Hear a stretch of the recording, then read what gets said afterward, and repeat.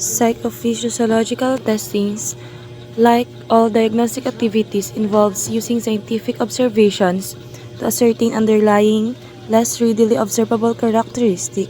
It claims about the quantity of attribute being measured are scientifically justified to the degree that the measures are reliable and valid with respect to the target quantities or attributes.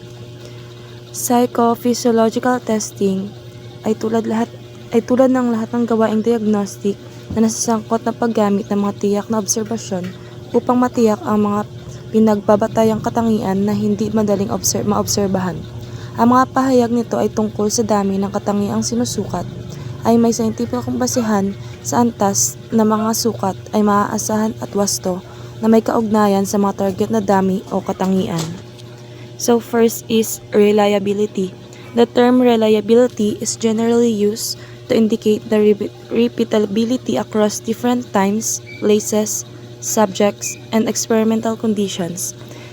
Test retest reliability is the extent to which the same measurement procedure with a polygraph, this includes the examiner, the test format, and the equipment, used to examine the same subject for the same purpose yields the same result of repetition. Subject reliability is the extent to which different polygraph examiners would draw the same conclusions about a given subject at a given time for a given examination. So, reliability ay term kung saan maaasahan at may karaniwang ginagamit upang tukuyin ang pag-uulit or repeatability sa iba't ibang oras, lugar, paksa at mga kondisyon ng mga eksperimento. Ang test-retest reliability ay ang lawak kung saan ang parehong pamamaraan ng pagsukat gamit ang polygraph, kabilang dito ang tagasuri, ang format sa pagsusulit, at ang kagamitan na ginagamit upang suriin ang parehong paksa para sa parehong layunin ay nagbibigay ng parehong resulta kapag inuulit. Ang pagiging maaasahan ng paksa naman ay ang lawak o kung saan ang iba't ibang tagasuri ng polygraph ay magkakaroon ng pare-parehong konklusyon tungkol sa isang naibigay na paksa sa isang naibigay na oras para sa isang pagsusuri. Second is the accuracy and validity. Scientific inference requires measures that exhibit strong reliability.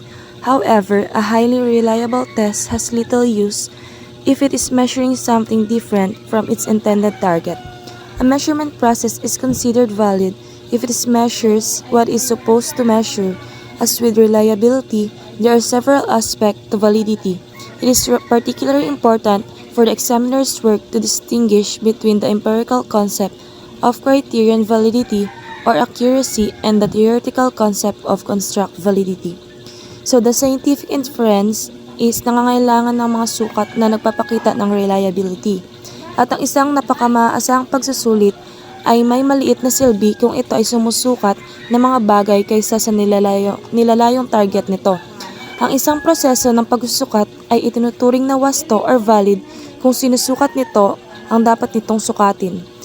Pero mayroong ilang aspeto ng reliability at validity. Napakahalaga para sa mga gawain ng mga researcher na makilala ang pagkakaiba sa pagitan ng empirical na konsepto ng criterion validity or kawastuhan at ng theoretical na konsepto ng construct validity. Third is the criterion validity or accuracy criterion validity. Refers to how a measure such as the classification of polygraph test results as the indicating deception or non-deception matches a phenomenon that the test is intended to capture, such as the actual deceptiveness or truthfulness of examinees on the relevant questions in the test. The term accuracy is often used as the non-technical synonym for criterion validity. Polygraph accuracy is the extent to which test results correspond to the truth with actual examinees. The proportion of correct judgments made by the polygraph examiner is a commonly used to measure of accuracy for the polygraph test. So sa criterion validity or accuracy criterion validity, tumutukoy ito kung gaano kausay ang isang sukat tulad ng pag-uuri ng mga resulta ng pagsusulit sa polygraph bilang nagpapahiwatig ng mapanlinlang o hindi mapanlinlang ay tumutugma sa isang pinomena na nilalayong makuha ng pagsusulit tulad ng aktwal na pagiging mapanlinlang o pagiging totoo ng mga taong sinusuri sa mga kaugnay na tanong sa pagsusulit. So, ang salitang accuracy ay madalas nating gamitin bilang isang di-technical na kasing kahulugan ng criterion validity. Ang kawastuhan ng polygraph ay ang lawak kung saan ang mga resulta ng pagsusulit ay tumutugma sa katotohanan sa mga aktwal na taong sinusuri. Ang proporsyon ng mga tamang paghahatol ay ginawa ng isang tagasuri ng polygraph ay isang karaniwang ginagamit na sukat na kawastuhan para sa pagsusulit sa polygraph. Fourth, construct validity accuracy or criterion validity is essential for the overall validity of a test. No test that lack it can be accepted valid. However, it is not sufficient additional evidence of validity is needed to give confidence that the test will work well with kinds of examinees and in examination settings that not have been tested. The polygraph measures psychological responses that correspond to the arousal, galvanic skin response, respiration, heart rate, and relative blood pressure. The measurements taken by the polygraph machine are processed, combined, and then scored to compute all the overall index, which is to use to make a judgment about the examinee's truthfulness.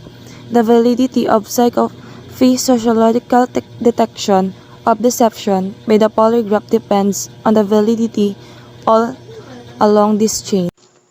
Approach in measuring accuracy. For choosing appropriate measures of accuracy, it is helpful to consider the polygraph as a diagnostic test of truthfulness or deception, and the criterion as consisting of independent indicators of what actually occurred. In this respect, the polygraph is similar to other diagnostic tests. The scientific work that has gone into measuring the accuracy of such tests can be applied to measuring the accuracy of the polygraph. It introduces a number of technical terms that are needed for understanding our measure of accuracy. So, sa pagpili natin eksaktong measures at accuracy, makabulig katon kung ituring natin ang polygraph bilang isang diagnostic test, truthfulness ag deception. So, the polygraph ay parehas man mo sa ibang mga diagnostic test kung siin sa pagsuri at accuracy ay pwedeng ma-apply kung maunugid man ka-accurate do polygraph.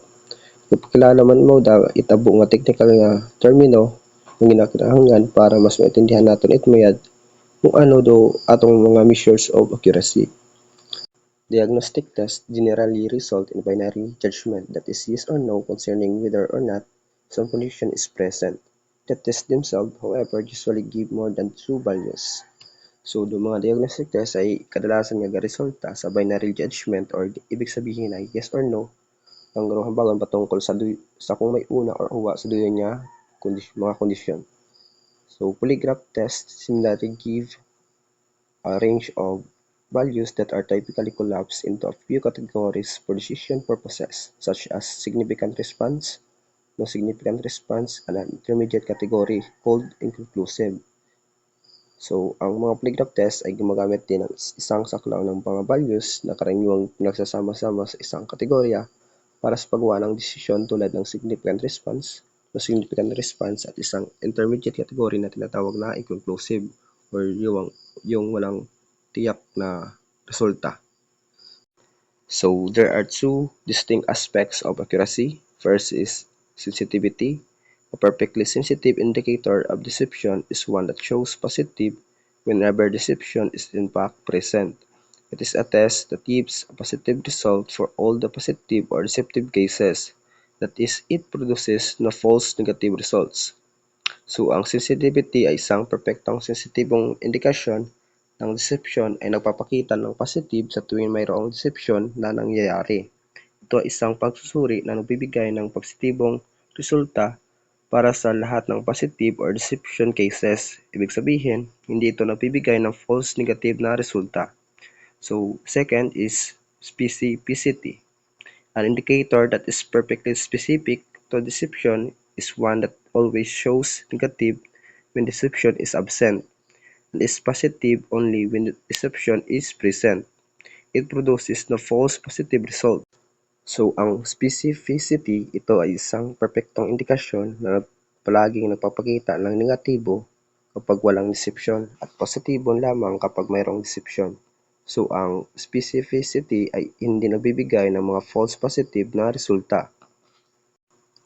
Accuracy and decision threshold. Signal detection theory distinguishes two independent features of the test that contribute to its diagnostic performance, such as first, the accuracy of the test for the application being studied, which depends the amount of overlap of the test scores distribution when the target condition is present and absent. That is, more accurate tests have a less overlap. Number two, a measure of the decision result, that is the cut-off points along the decision of or evidence access used by the diagnostician. This distinction, and particularly the concept of deception threshold, deserves further explanation in the relation to polygraph testing. Different results simply reflect different trade-offs between false positive and false negatives. For a test of any given level of accuracy, setting at results to decrease false negatives means accepting more false positive and vice versa.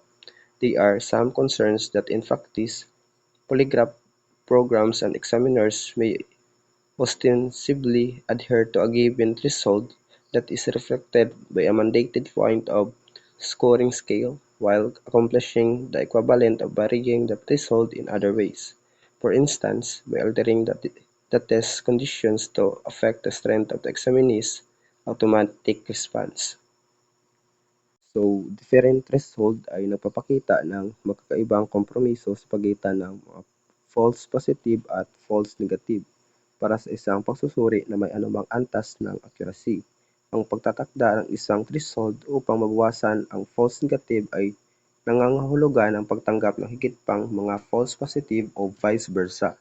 May ilang mga paalala na nagsasagawa ang mga programa at tagasuri ng polygraph na maaaring pahayag na sumunod sa isang ibinigay na threshold. Ibig sabihin, makikita sa isang pinag-uutos na punto sa isang scoring scale habang dinatupad ang katumbas ng pagbabago ng threshold sa ibang mga paraan, halimbawa sa pamamagitan ng pagbabago ng mga kondisyon ng pagsusuri upang maimpluwensyahan ang lakas ng autonomic response ng taong sinusuri. Validity applied to examination. The term validity, when applied to polygraph testing, normally refers only to the psychophysiological test. That is, the polygraph is said to be valid only if deception is strongly and uniquely associated with a discernible pattern in the record of psychological responses made on or from the polygraph. It is possible to assess the ability of interviewers to detect deception from visible and audible cause in the interview, generally referred to as demeanor, for example, facial expression, posture, voice quality. Ang validity ay ina-applied sa polygraph testing. Ito ay tumutukoy sa psychophysiological test kung saan ang polygraph ay nagiging valid kung ang deception o panlilinlang ay malakas at nauugnay ito sa pattern sa record na makikita o madidetect ng deception galing sa nakikita at naririnig sa interview. At generally, ito ay referred sa demeanor or kilos. Halimbawa nito ay ang facial expression, posture, at voice quality. When polygraph testing is used for screening, one of its goals is deterrence, keeping people who have done or may do certain undesired things out of sensitive position and keeping people already in sensitive position from doing undesired things.